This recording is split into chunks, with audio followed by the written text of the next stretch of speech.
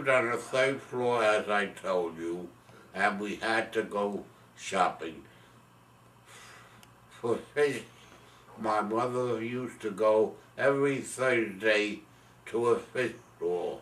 For chicken, she had to go to a chicken market located about 4 blocks away from the house.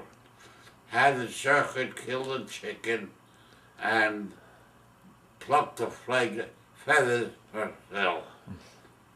Then on Thursday also, we went shopping on Rivington Street, which was an open pushcart market and stores who featured their foods and beans outside the stores. It was an experience.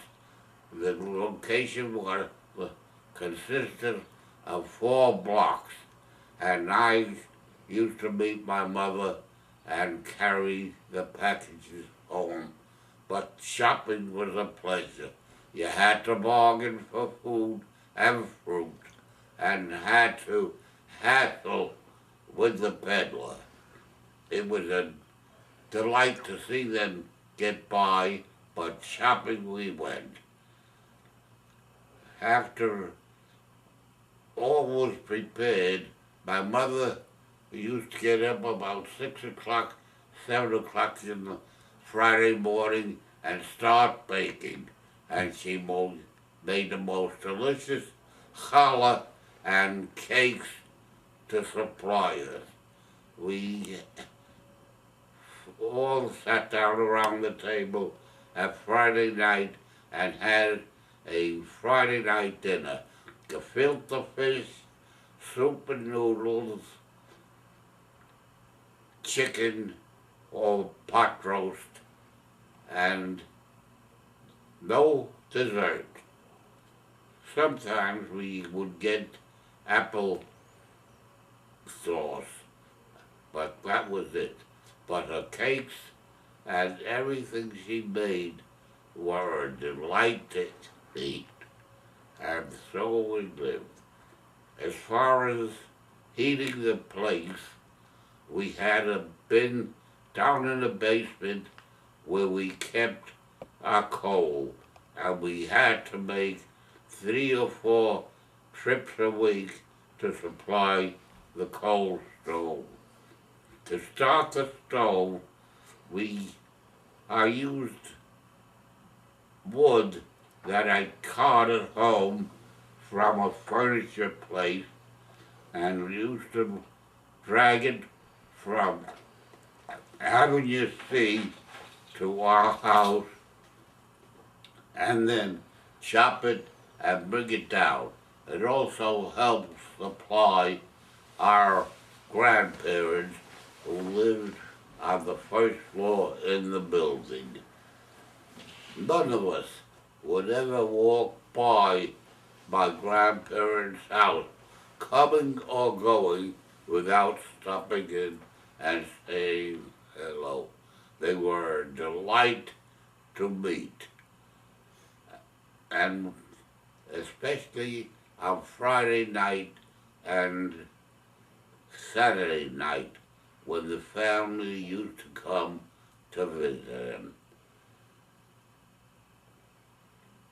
As far as things going, it was terrific. We had to supply everything else, and things happened until we got a gas stove to supplant the coal stove, and the landlord put in electric lights instead of the gas mantle that we had to light the room. And that lasted until 1929, when Marty graduated as a doctor and we moved to Brooklyn. That is all. Okay.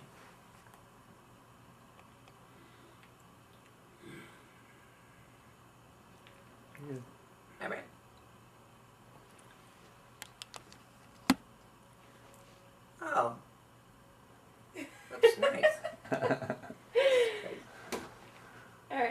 go ahead. Okay. You're up. Do you want me to start now? Sure. Okay. My earliest recollections of my childhood was when I was 5 years old. I was a very small, scrawny type of child and very sickly. And before I knew it, I contracted German measles. And from German measles, I got scarlet fever. This had me bedridden for about 6 weeks. And I was quite sick. I had been attending kindergarten, and of course I couldn't attend because of my sickness. I did not speak English very well because my father taught me Russian as a child, as a small child. And I spoke Russian very well. And when I started to go to school, I had a language problem, and I did not want to go to school. So my mother had a little baby. My brother was about 7 or 8 months old, and she would take me and the child to school and sit in the back of the room. And then she would leave. And very often I would look in the back of the room, and I would see that she's not there. I would raise my hand, permission to go to the bathroom, and I would run home. And this happened very often, and my mother realized that something had to be done because otherwise I would just be without schooling, which was very important to my mother. We lived on a block where there was a tailor shop. And that tailor shop had a little girl about 2 years older than I am, Florence.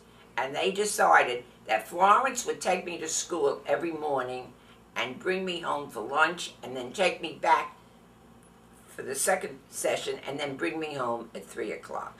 And that seemed to work because when I went with Florence, I became very friendly with her, and I seemed to adapt myself to the school room, and I liked school very much, and I was quite a good student.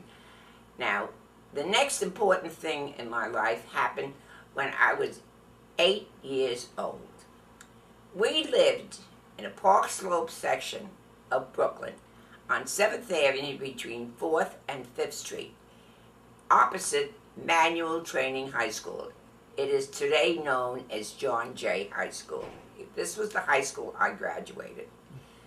At that particular time, when I was 8 years old, my father had a mom and pop candy store right opposite the school, and it was very customary for the school to have a fire drill.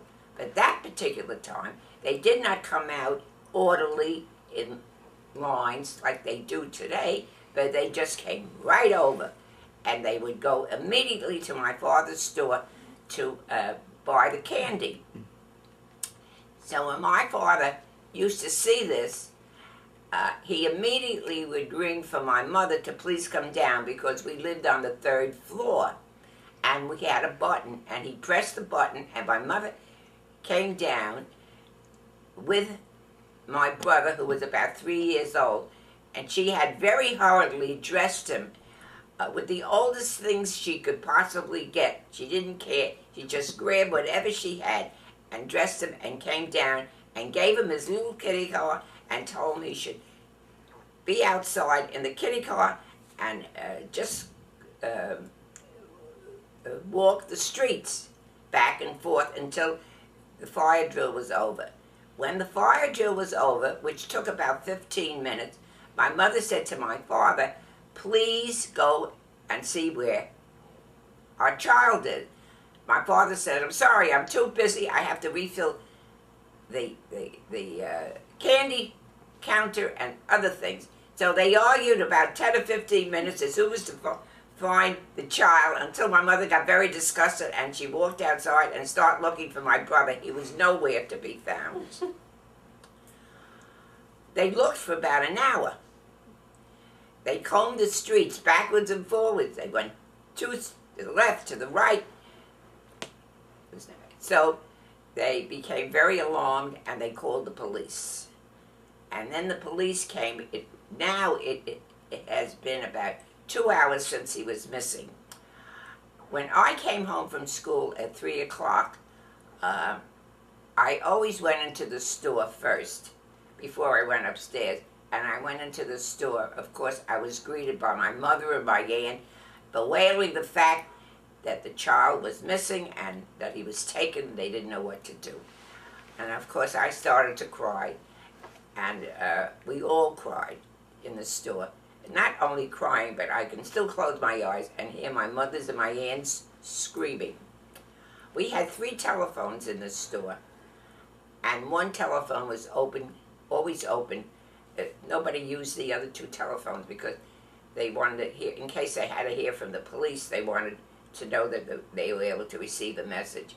Well, anyway, they called out the Boy Scouts, the whole troop of Boy Scouts, went up to Prospect Park. We were 2 blocks away from Prospect Park. And they start looking in the park. They thought maybe he went to the park, and there was a lake close by, and they were thinking of dragging the lake. Finally, at 9 o'clock at night, they found him on Flatbush Avenue with his kitty car, walking with his kitty car, crying. And of course they picked him up, and they brought him to the police station and they brought him home. And see, we lived on 7th Avenue between 4th and 5th Street. On 8th and 9th Avenue, there were some very wealthy people, judges and attorneys and accountants that worked downtown. And I guess whoever picked up the child felt that they would ask for ransom money. But after looking the way he was dressed, they realized that he was some poor kid and they probably couldn't get any money. So they probably just dropped him because really where they found him was quite a distance. He never could have walked that himself. It must have been at least about 4 or 5 miles. So that is the story of my brother's kidnapping. What's your brother's name? Abe.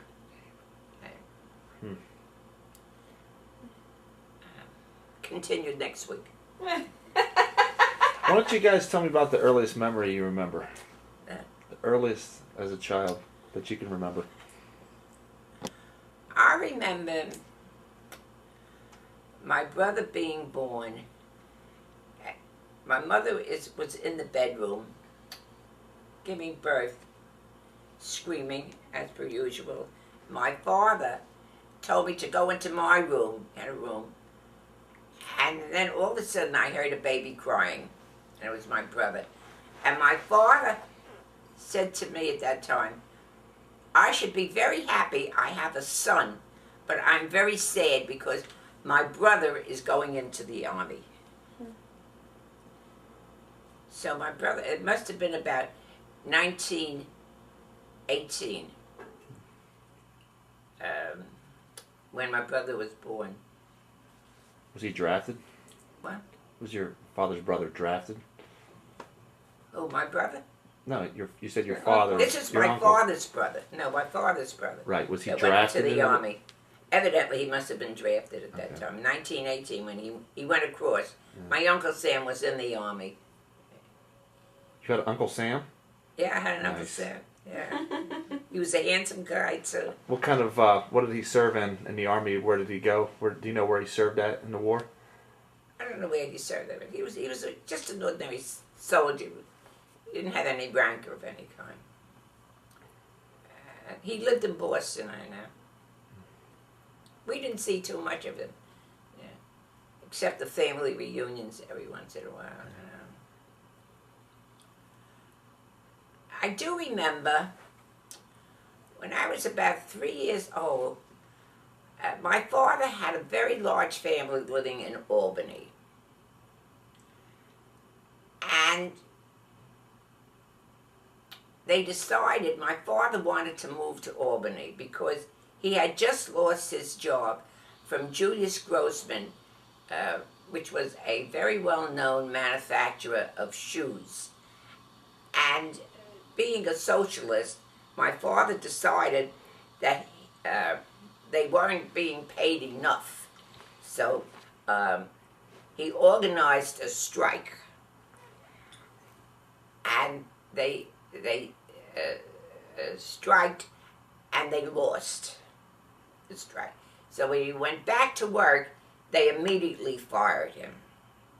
So when he was fired, he had no job, and he had a child.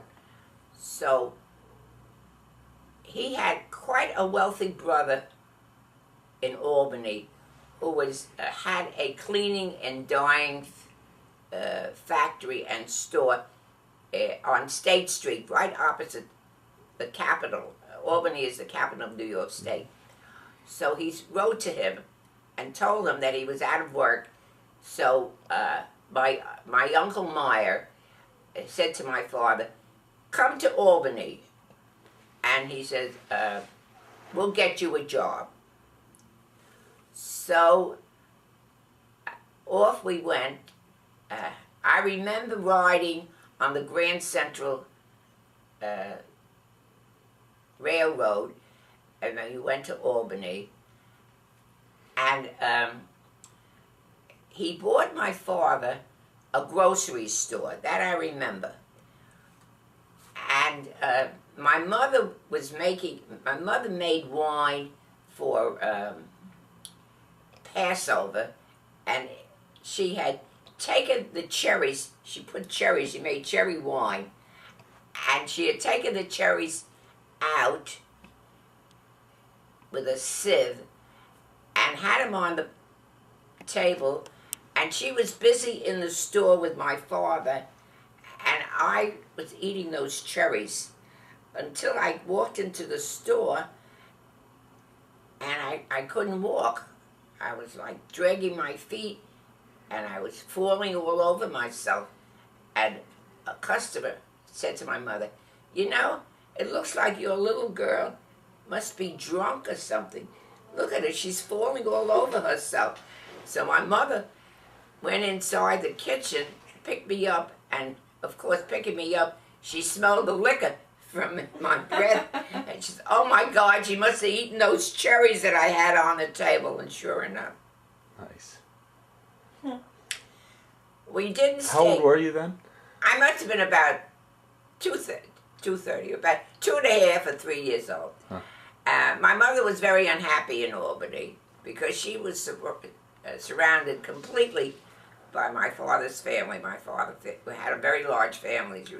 She was surrounded by all her brother-in-laws and sister-in-laws, and she wasn't too happy because she was very close to her sister.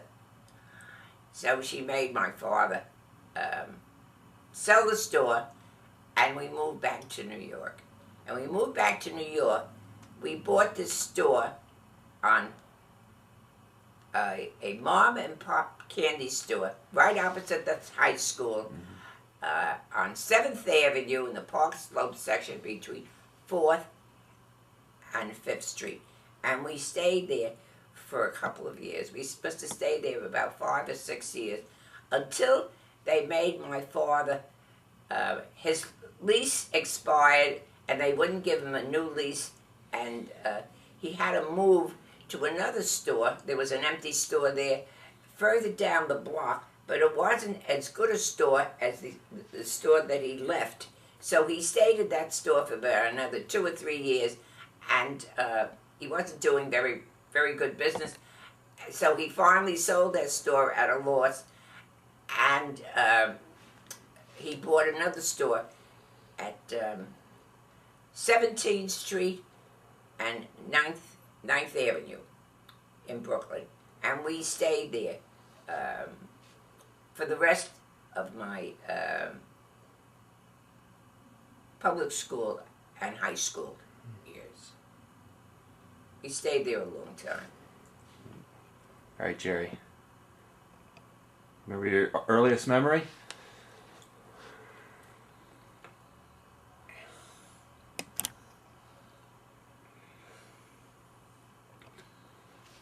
We moved to Brooklyn in a two-family building. Uncle Marty opened an office there, but was not very, very successful. And he changed his address to the Lower East Side, where we knew people. There he did some business. It was a 2-room office, heated by an oil stove in each room. And it was a miserable life. Tuesday afternoons, he used to go home to bathe. And Saturday afternoon, I became his office boy, and again he used to go home and bathe with our folks. Every Friday night, he came to have dinner at home. And things progressed. After quite a while, he and Ruth were married. Betty also started her romance on the Lower East Side, where she met her husband Ben, and when we moved to Brooklyn, they kept seeing each other and were finally married. And the rest of our lives, you people know about. Thanks for listening.